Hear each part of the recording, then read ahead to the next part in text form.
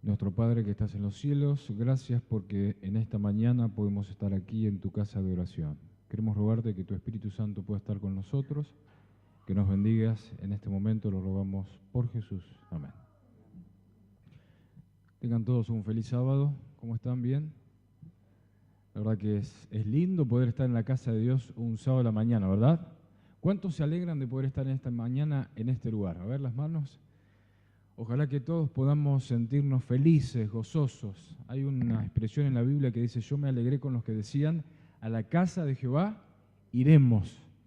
Y el salmista también en otra parte mencionaba: mejor es un día en tus atrios, mejor es un día en tu casa, que 1000 días fuera de ellos. Qué lindo que es saber que podemos estar en esta mañana en la casa de Dios. Y me alegra de que todos podamos estar, algunos que han vuelto ya de sus vacaciones.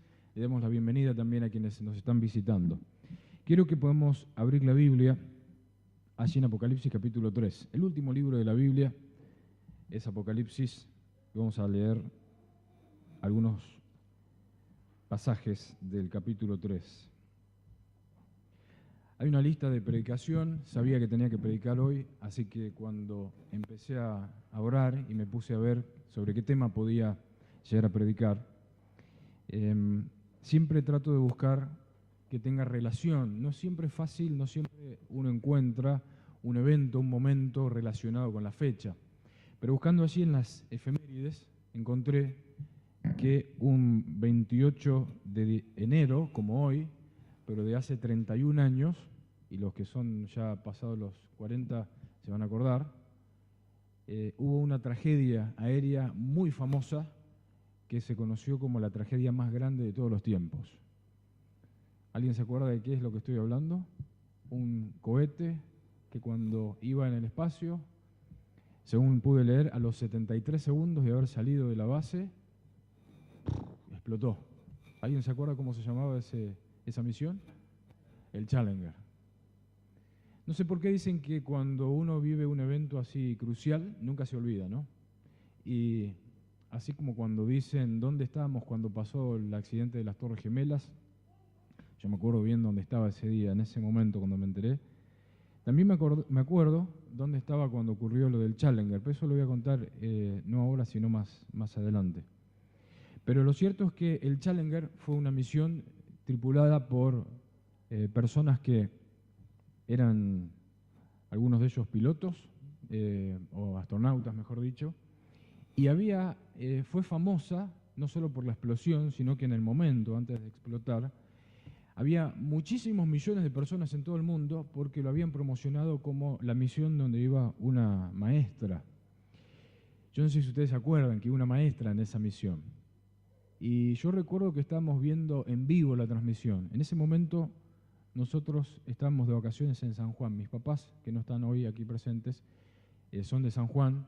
Nosotros, cuando ellos se casaron, se fueron a vivir a Buenos Aires, nacimos en Buenos Aires, y casi todos los veranos íbamos a San Juan. Y ese verano estábamos en San Juan, estábamos en la casa de un tío.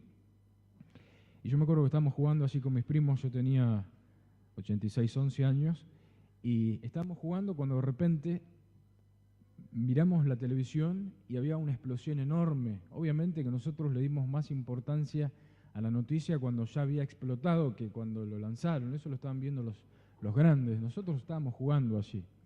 Pero cuando explota el Challenger, empezaron a pasar los nombres de las víctimas y después, con el correr de los días, uno se fue enterando de detalles de esta explosión. Y lo interesante es que iba esta maestra, que por lo que pude leer en estos días, mientras preparaba el tema, es que esta maestra iba a dar 2 clases de 15 minutos desde el espacio. Ella la habían llevado para que diera 2 clases desde el espacio a los alumnos. Iban a poner televisores en las escuelas allí en Estados Unidos. Por eso es que era tan famosa esta misión, porque había muchísima gente viendo ese lanzamiento. Yo no sé si hay tantos lanzamientos que tengan tanta audiencia. De hecho, es algo que hoy en día ya es común, ¿sí? Es capaz que hasta aburrido verlo. Pero en ese momento era una novedad. Lo transmitieron en directo por la televisión y a los 73 segundos de haber salido de allí de la plataforma, explota en el aire. Cuando uno va a internet ahora, porque en internet se encuentra todo y están todos los detalles de qué fue lo que pasó, Dicen, yo no sabía, que el lanzamiento del Challenger se postergó 7 veces. ¿Sabían ustedes eso? 7 veces se postergó el lanzamiento del Challenger.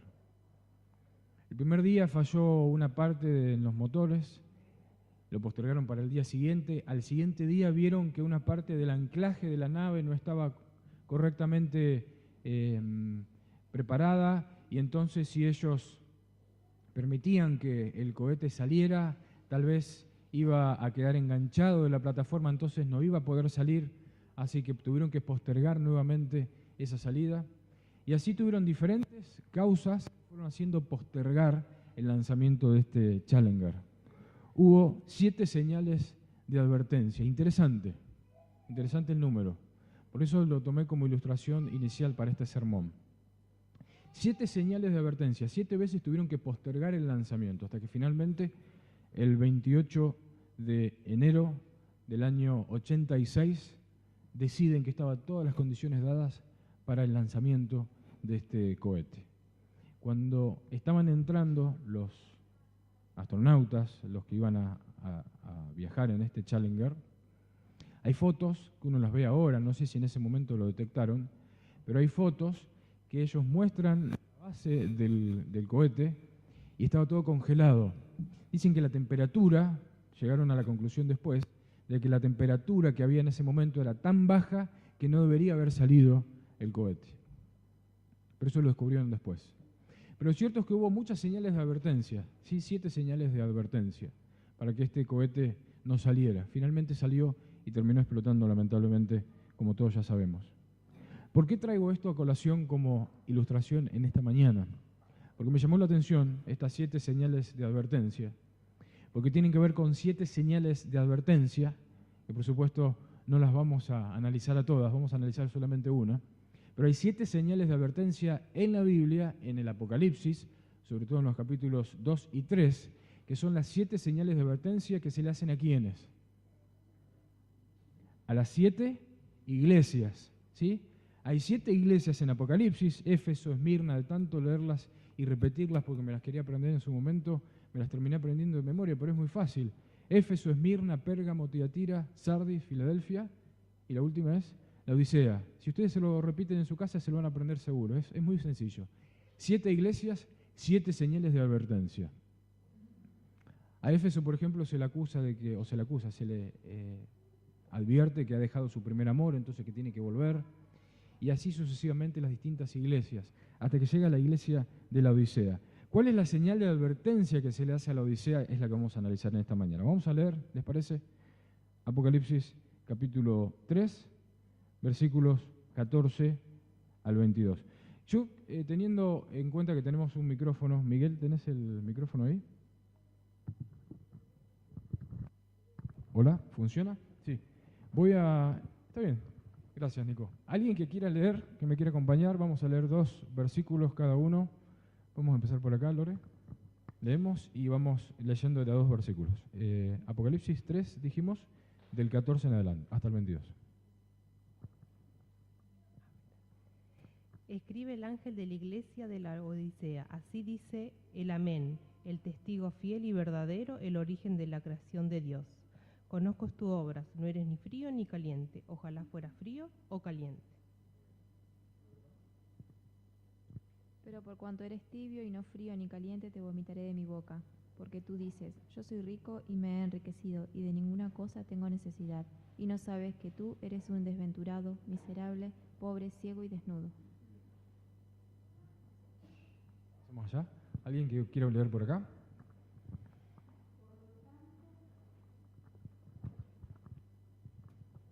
Por lo tanto, te aconsejo que compres de mí oro afinado en fuego, para que seas rico, vestidos blancos para cubrir la vergüenza de tu desnudez, y colirio para ungir tus ojos y puedas ver.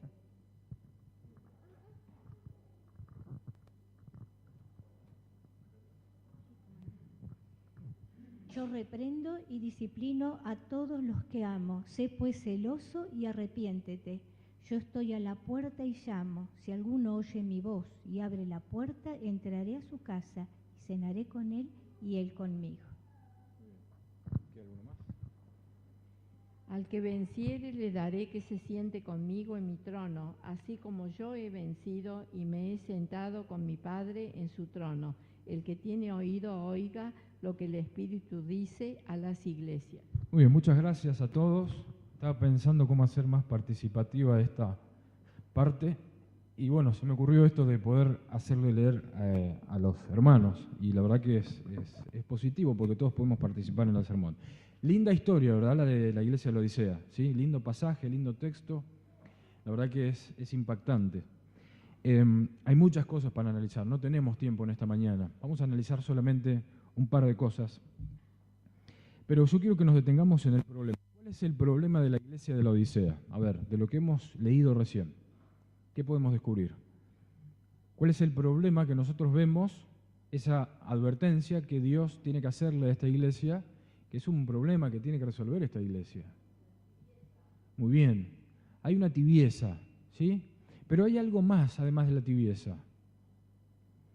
Comienza con la frase, tú dices, pero en realidad eres, ¿vieron? Hay apariencia, ¿qué más? Fíjense, el versículo 17, porque tú dices, yo soy rico y me he enriquecido, de ninguna cosa tengo necesidad, y no sabes, ¿sí? El contraste, que eres un desventurado, un miserable, pobre, ciego y desnudo. ¿Qué pasa cuando alguien me dice, y es evidente, vos sos de esta manera porque me hiciste esto y esto, y yo le digo, no, pero yo no hice eso? O me dice, sí, pero acá el accidente de tránsito, por ejemplo.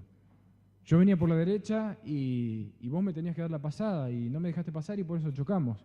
Entonces el conductor que tenía que dar la pasada le dice, no, pero yo no te tenía que dar la pasada. ¿Qué está pasando allí? Está mintiendo, le falta ¿qué? Un reconocimiento. ¿Sí? ¿Estamos de acuerdo con esa palabra? Falta reconocimiento. A la iglesia de la Odisea, además de la tibieza, que muy bien, que siempre se dice que es el problema fundamental de la tibieza de la Odisea, el problema es que no está reconociendo ¿qué cosa? Que está mal. ¿Sí? ¿Alguna vez han visto una persona que está enferma y no quiere ir al médico? ¿Conocen a alguien? Algunos dicen que sí con la cabeza. Yo conozco a algunos. Hay personas que no sé por qué, pero le tienen como fobia al médico, ¿no? Entonces, cuando alguien les dice, tendrías que ir al médico porque tenés tal y tal problema, ¿qué dice esta persona? Yo estoy bien, ¿para qué voy a ir al médico? Y si esa persona no reconoce que tiene que ir al médico, ¿qué va a pasar? No va, y si tiene una enfermedad real, ¿qué va a pasar con esa enfermedad? El hecho de ignorar la enfermedad, ¿hace que la enfermedad desaparezca? Pregunto de vuelta, ¿el hecho de ignorar una enfermedad hace que la enfermedad desaparezca? No, ¿verdad? Si yo estoy enfermo, aunque yo no quiera reconocer que estoy enfermo, ¿qué va a pasar? La enfermedad va a seguir su curso. Entonces yo tengo que hacer algo. Bueno, eso es lo que le pasa a la iglesia de la Odisea. La iglesia de la Odisea, Dios, ¿qué es lo que, no sé si le echa en cara, pero le hace tratar de ver?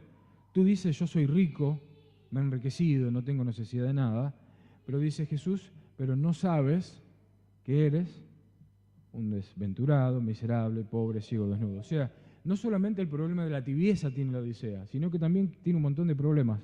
¿Cuáles notamos ahí? ¿Es desventurada? ¿Qué más? ¿Es miserable? ¿Alguna vez le dijeron a alguien o alguien les dijo, sos un miserable? Es una palabra dura. Es una palabra dura, pero Dios le está diciendo a la iglesia que es miserable, que es pobre, que es ciega y que está como también, desnuda. ¿Solamente el problema de la tibieza tiene la Odisea? Tiene un montón de problemas.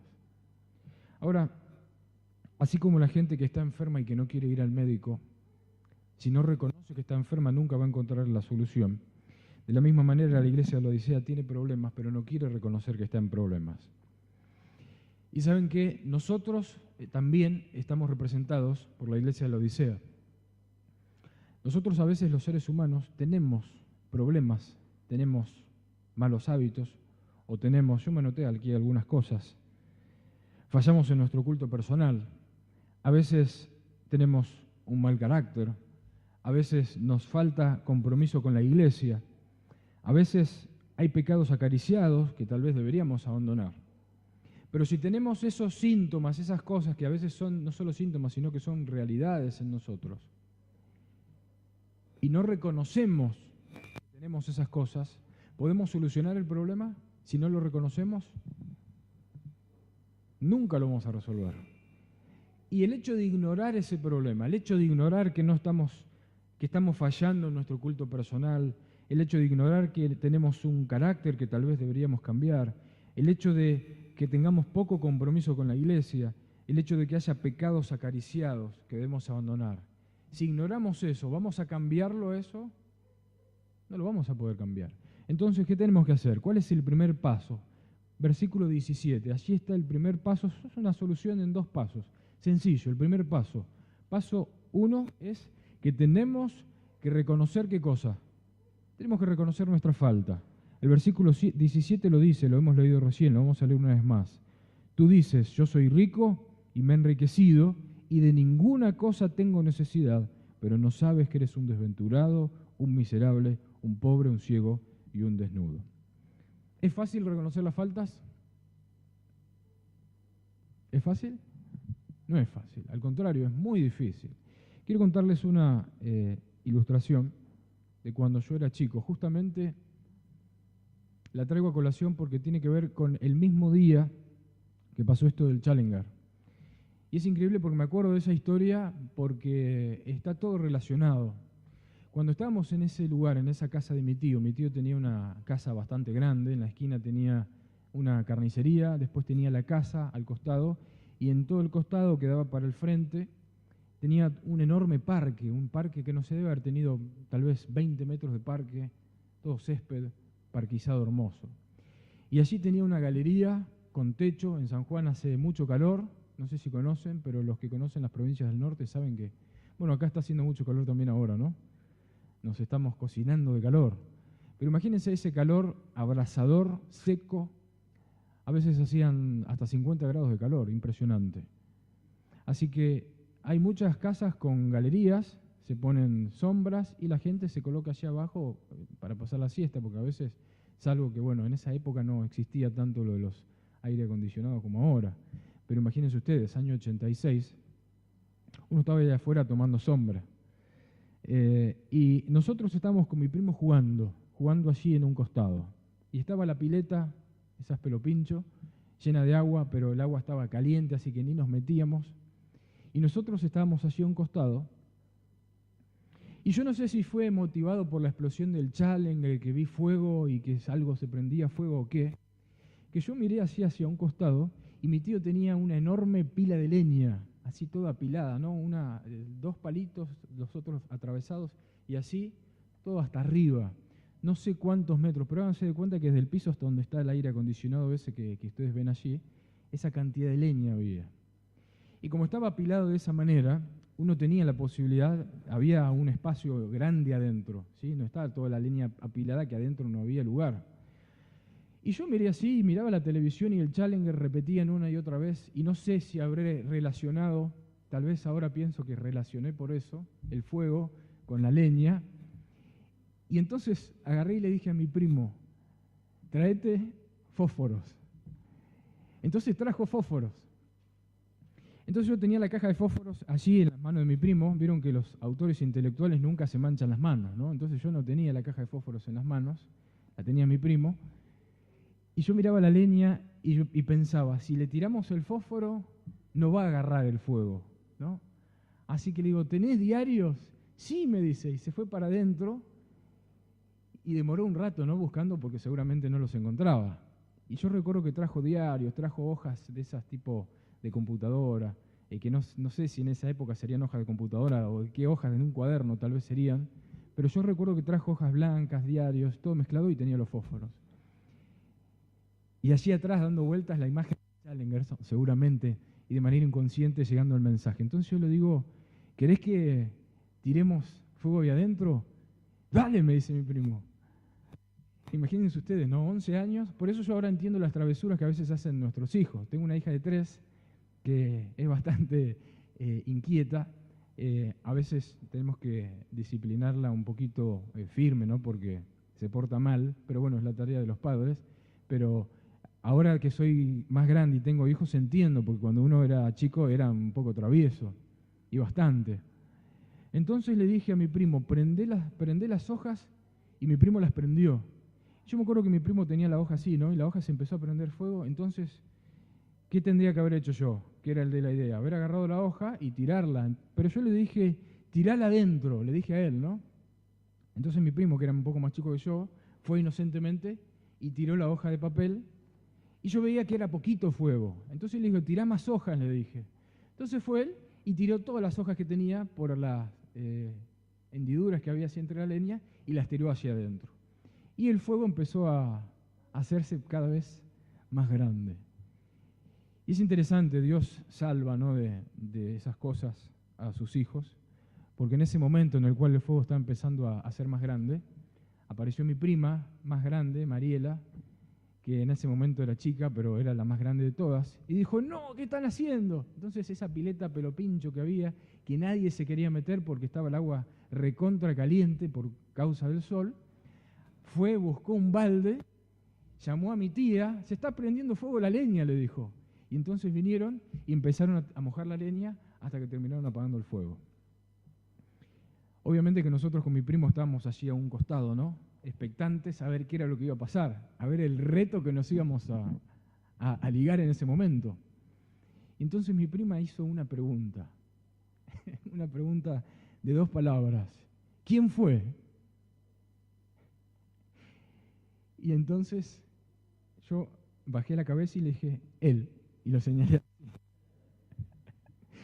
Y claro, había sido él, pero yo había sido el autor intelectual, ¿no?, del hecho. No se imaginen ustedes la paliza que se ligó mi primo por culpa de esa travesura que nosotros hicimos. Yo había sido cómplice, pero no quise hacer qué. No quise reconocer, porque tenía miedo. Saben, desde chiquititos los seres humanos siempre estamos tratando de esconder las cosas. No queremos reconocer el problema. A veces me da risa porque a veces retamos a nuestra hija Milena, que tiene 3 años, y a veces está haciendo algo o está con algún marcador. El otro día la agarré escribiendo en la pared, y yo le dije, Milena, y ella tiró el marcador lejos y se fue a esconder. Es muy típico, y siempre que hace eso, me acuerdo, no sé por qué me acuerdo de Adán. ¿Se acuerdan de Adán? Cuando Dios le dijo, ¿dónde estás tú? ¿Y qué hizo Adán? Se escondió, ¿vieron? Porque los seres humanos ya desde chiquititos, ¿sí?, yo tenía 11, ella tiene 3, pero ya desde pequeños no queremos reconocer que estamos en falta. Y ese era el problema que tenía la iglesia de la Odisea. Estaba fallando y no quería reconocer. Ahora, el primer paso para solucionar el problema, ¿cuál es? Necesitamos reconocer. Si estamos fallando en nuestro culto personal, o si estamos teniendo problemas en nuestro carácter, o si estamos con problemas de falta de compromiso con la iglesia, o tal vez si hay pecados que estamos acariciando y no queremos reconocer que efectivamente tenemos ese pecado, el primer paso para solucionar cualquiera de estos problemas es que necesitamos reconocer que estamos mal. Por eso es que Proverbios 28:13 nos dice, el que encubre sus pecados no prosperará. El que encubre sus pecados no prosperará. Si nosotros tapamos los pecados, ¿qué va a pasar? No vamos a poder progresar en nuestra vida. San Juan, 1 Juan 1:9 dice, si confesamos nuestros pecados, Él, Dios, es fiel y justo para hacer ¿qué cosa? Para perdonar nuestros pecados y limpiarnos de toda maldad. Pero podemos tomar también la idea opuesta. Si no confesamos nuestros pecados, por más que Dios sea fiel y justo, ¿va a poder perdonar nuestros pecados? Si no confesamos, ¿va a poder perdonarlos? Claro que no va a poder perdonarlos. Por eso el primer paso que nosotros tenemos que hacer es reconocer que estamos en falta. Elena de Guay en El Camino a Cristo nos dice, el arrepentimiento comprende tristeza por el pecado y abandono del mismo. No renunciaremos al pecado a menos que veamos su pecaminosidad. ¿Se dan cuenta? No renunciaremos al pecado a menos que veamos, ¿qué cosa? su pecaminosidad. Mientras no lo repudiemos de corazón, nunca habrá un cambio real en nuestra vida. Palabras duras, pero reales. Necesitamos reconocer que estamos en falta. Ese es el primer paso que tenemos que dar si queremos solucionar. Ahora, el hecho de solamente reconocer, así como la persona dice, bueno, está bien, yo reconozco que me siento mal, me está doliendo hace tiempo el estómago o la cabeza, o no me estoy sintiendo bien hace tiempo. El simple hecho de reconocerlo no alcanza. Hace falta un segundo paso. ¿Qué hace una persona cuando tiene un problema y dice, bueno, yo reconozco que tengo este problema de salud, ¿no? ¿Cuál es el siguiente paso? Ir al médico, ¿sí? Porque nadie se automedica, ¿sí? Aunque a veces lo hacemos, pero no deberíamos. Pero el segundo paso, y el problema es que en nuestra vida espiritual muchas veces también nos queremos automedicar, ¿no? Y tratar de buscar soluciones estéticas y temporales, y en realidad son soluciones que no sirven para nada. El segundo paso es que necesitamos ir al médico, que es Jesús. Miren lo que dice el versículo 18. Por tanto, dice Dios, una vez que reconocemos, yo te aconsejo que de mí compres oro refinado en fuego, no lo vamos a analizar ahora, para que seas rico, vestiduras blancas para vestirte, para que no se descubra la vergüenza de tu desnudez. No vamos a analizarlo ahora porque no tenemos tiempo. Y el versículo al final dice, y unge tus ojos ¿con qué cosa? Con colirio para que veas. Unge tus ojos con colirio para que veas. Quiero preguntarles, ¿quién es el colirio en esta parte de la Biblia? ¿Quién es el colirio? Es el Espíritu Santo.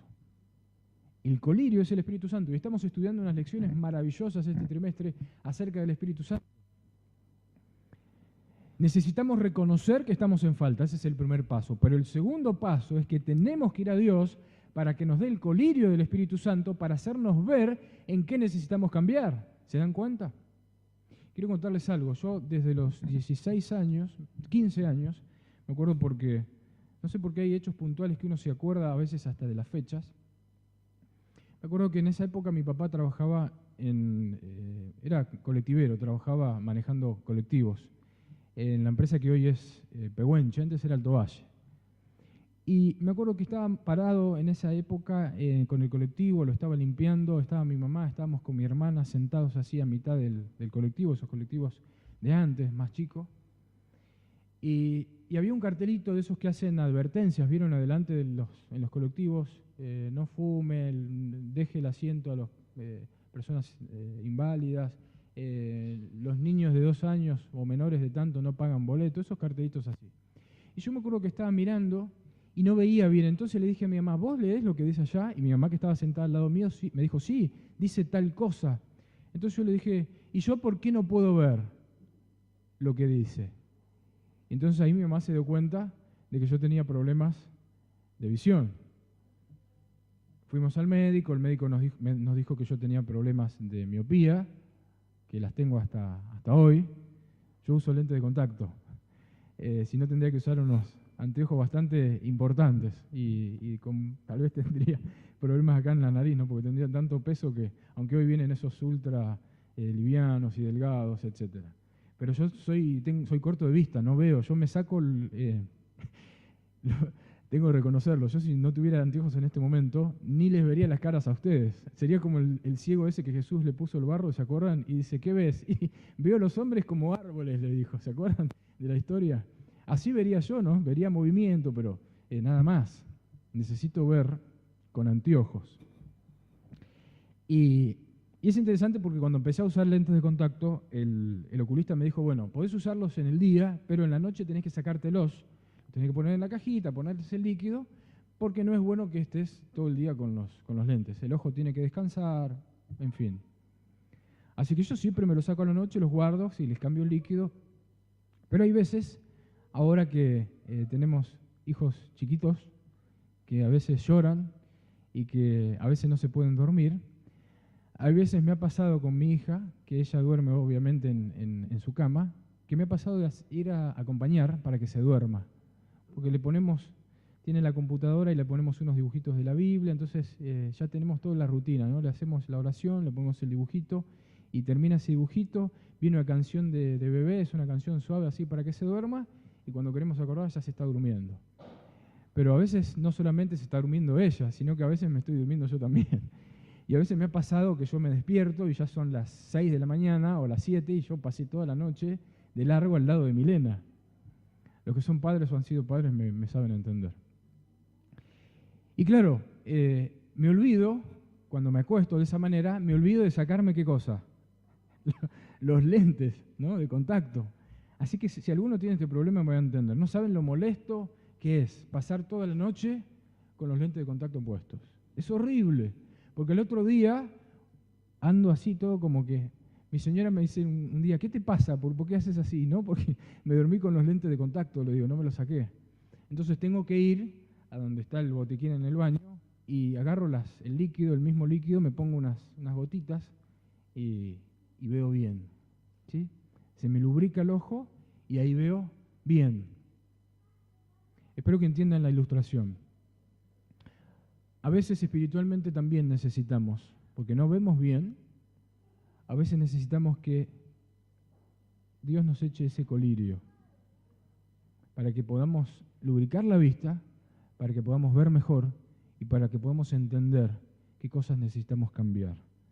Porque muchas veces estamos tan ciegos que no vemos las cosas que espiritualmente nos están afectando.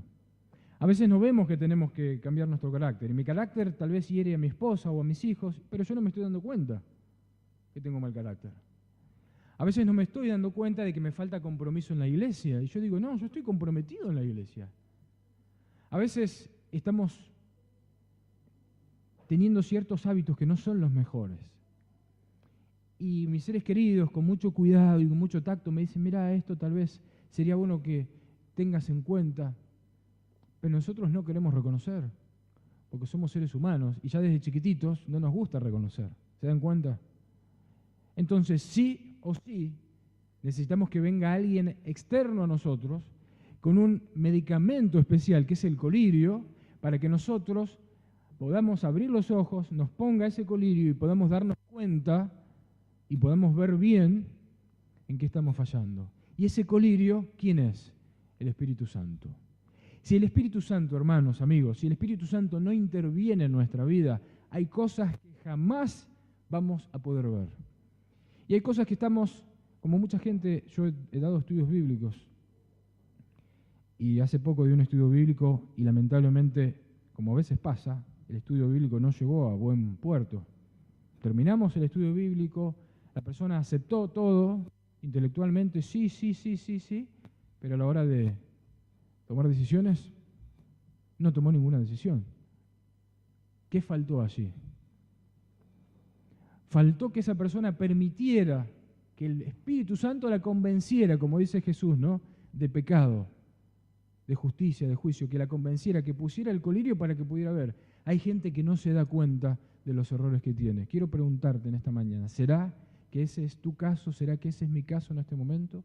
¿Será que estamos teniendo algo que está afectando a mi familia, a mi esposa, a mis hijos, a la iglesia, a mi vecino, a mis compañeros de trabajo, a nosotros mismos? Porque si estamos teniendo hábitos que no son sanos, nos estamos afectando a nosotros mismos. ¿Será que hay algo que debido a no tener el colirio del Espíritu Santo no nos estamos dando cuenta y por eso no podemos corregirlo?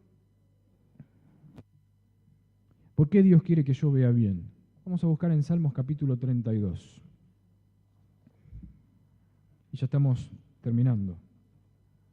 Vamos a ver por qué Dios quiere que nosotros veamos bien. Vamos a ver 2 o 3 pasajes nada más. Salmos capítulo 32. Siempre que uno sugiere algo a alguien, es bueno mostrarle el beneficio que eso tiene, ¿no? En este caso, la bendición. ¿Qué bendición tiene reconocer que estamos en error? ¿Qué bendición tiene permitir que yo deje que el Espíritu Santo me abra los ojos? Miren lo que dice Salmos capítulo 32, versículo 8. Te haré entender y te enseñaré el camino en que debes, ¿qué cosa? Andar. ¿Cuántas veces en nuestra vida habremos cometido equivocaciones? Y lo digo en primera persona. Y hay cosas que yo a veces me pongo a reflexionar y yo digo, hay pruebas Hay problemas, hay dificultades que uno mismo se las busca. Hay cosas o situaciones en la vida en las que uno no debería estar, en las que uno jamás debería haberse metido, jamás debería haberse involucrado. Y sin embargo a veces nos involucramos y nos metemos en situaciones que no deberíamos meternos. Pero el hecho de que yo permita que el Espíritu Santo abra mis ojos con ese colirio, acá tenemos una de las bendiciones. Te haré entender y te enseñaré el camino en que debes andar. Qué lindo sería que yo permita que el Espíritu Santo abra mis ojos para enseñarme el camino en el cual yo tengo que andar. Qué lindo sería que yo pueda permitirle a Dios que Él me muestre cómo debo comportarme en mi familia, con mi esposa, con mis hijos, cómo debo tratar con mis vecinos, cómo debo tratar con mis compañeros de trabajo, cómo debo tratar con mis hermanos de la iglesia, cómo debo resolver los problemas, si debo meterme o no meterme en esa deuda, que tal vez no sé si la voy a poder pagar más adelante, si debo o no debo escoger ese trabajo, porque no sé si ese trabajo va a ser bueno para mí más adelante. Pero el único que puede hacerme dar cuenta, no a futuro, sino ahora, antes de que el problema aparezca, ¿quién es? Es Dios. Por eso Dios nos dice en Salmos 32:8, te haré entender y te enseñaré el camino en que debes andar. Otro pasaje, Isaías, capítulo 30.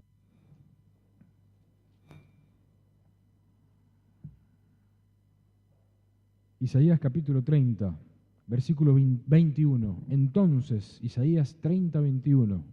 Entonces tus oídos oirán a tus espaldas palabra que diga, este es el camino, andad por él.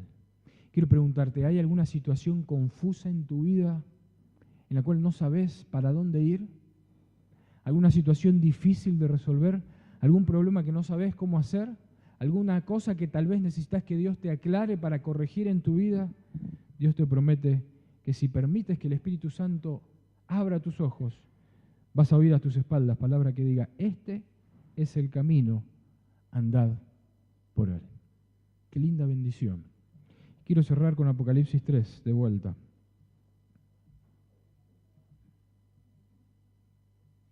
Porque Apocalipsis 3 tiene tal vez la bendición más grande que nosotros podemos llegar a experimentar en nuestra vida como cristianos. Apocalipsis capítulo 3. Después de decir en el versículo 19, yo reprendo y castigo a todos los que amo, sé pues celoso y arrepiéntete. En el versículo 20 viene la bendición y dice, he aquí, yo estoy a la puerta y llamo. Si alguno oye mi voz y abre la puerta. Ahora, hago una pausa ahí. ¿Qué necesitamos hacer para entender que el que nos está llamando afuera de nuestro corazón es Jesús y no el diablo? ¿Qué necesitamos hacer para saber que el que está llamando a la puerta de nuestro corazón es Dios y no el mundo? Necesitamos tener el colirio del Espíritu Santo. Si no, nunca vas a poder ver correctamente. Si no, nunca vas a poder escuchar correctamente. Ahora, si permites que el Espíritu Santo entre en tu vida, si le pides a Dios que te dé el ungimiento, que ese es el ungimiento verdadero del cual habla la Biblia, no los dones de lenguas y de cosas raras, ese es el ungimiento correcto. El Espíritu Santo que abre mis ojos y me hace ver mis pecados, el camino. Si nosotros le permitimos al Espíritu Santo obrar en nuestra vida, vamos a oír la voz y se va a cumplir lo que dice Apocalipsis 3:20. Si alguno oye mi voz y abre la puerta, entraré a él y cenaré con él y él conmigo. La mayor bendición, la bendición más grande que nosotros podemos tener en esta vida es la bendición de saber que Dios puede vivir en nuestros corazones. Quiero preguntarte en esta mañana, ya para cerrar, ¿vas a permitir que el Espíritu Santo abra tus ojos? ¿Vas a dejar que Dios utilice el colirio del Espíritu Santo para hacerte ver cuáles son aquellas cosas que tenés que cambiar? ¿Cuál es ese camino por el que tenés que transitar? Y para permitir que tu oído pueda estar claro para escuchar la voz de Jesús golpeando la puerta de tu corazón. Quiero decirte que Jesús nunca se va a cansar de llamar. Pero la tarea de abrirle la puerta de tu corazón es solamente tu responsabilidad. no la de Dios. Esa responsabilidad no se la puedes dejar a Dios. Dios puede hacer todo, pero lo único que no puede hacer es abrir la puerta de tu corazón. Quiero que en esta mañana podamos permitirle a Dios que entre en nuestra vida, para que de esa manera pueda abrir nuestros ojos, abrir nuestros oídos, para que podamos ser sensibles a la voz del Espíritu Santo. Que Dios nos bendiga a todos. Amén.